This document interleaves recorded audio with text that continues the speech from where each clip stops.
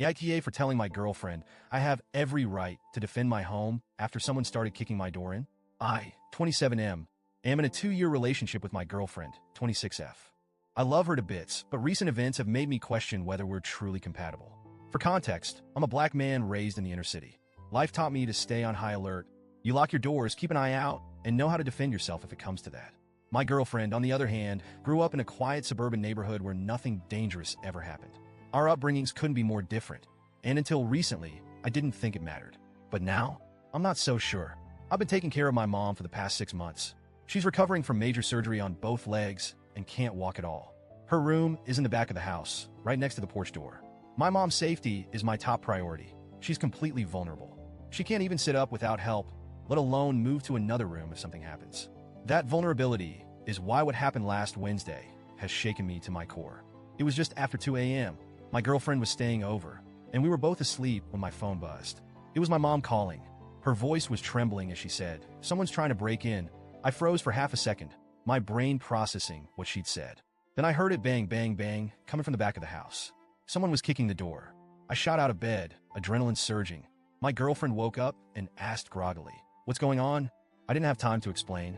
I grabbed my gun from its secure spot, a firearm I own legally and keep locked away responsibly, and rushed toward the back. The sound of those kicks was louder now, more aggressive. My heart was pounding, but I wasn't thinking about myself. All I could picture was my mom lying there, helpless and terrified, just feet away from that door. When I got to the back, I started yelling, "Get away from the door!" My voice was booming, but whoever was out there didn't care. The banging continued. I pulled up the camera feed on my phone.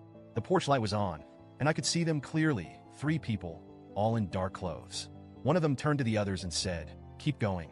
It doesn't matter." I saw red. My home wasn't just some random target. My family was inside. I activated the speaker on the camera and shouted, "I have a gun. It's loaded. If you kick that door one more time, I will shoot." That's when my girlfriend appeared behind me, frantic. She grabbed my arm and screamed, "No, don't shoot them. It's not worth it." Her voice was shaking, and I could feel her pulling on me, trying to distract me. But I couldn't afford to waver. The people on the porch weren't moving. They weren't scared. If anything, they seemed emboldened. I put my phone down, cocked my weapon loud enough for them to hear, and said, "I'm counting to 3. If you're not gone by then, I'm firing." I started counting. 1. Before I could say 2, they bolted. I stood there for a moment, my heart still racing, trying to process what had just happened. My mom called again, crying and asking if they were gone. I told her they'd left and that she was safe. But then my girlfriend exploded. "Are you insane? You can't just threaten to shoot people," she shouted. "What if you'd actually hurt someone? What if they'd had a gun too? You could have gotten us all killed." Her words hit me like a slap. I just prevented a break-in, maybe even saved lives, and she was yelling at me? I snapped back. "We're not having this conversation right now. I need to call the police." Looking back, I should have called them earlier.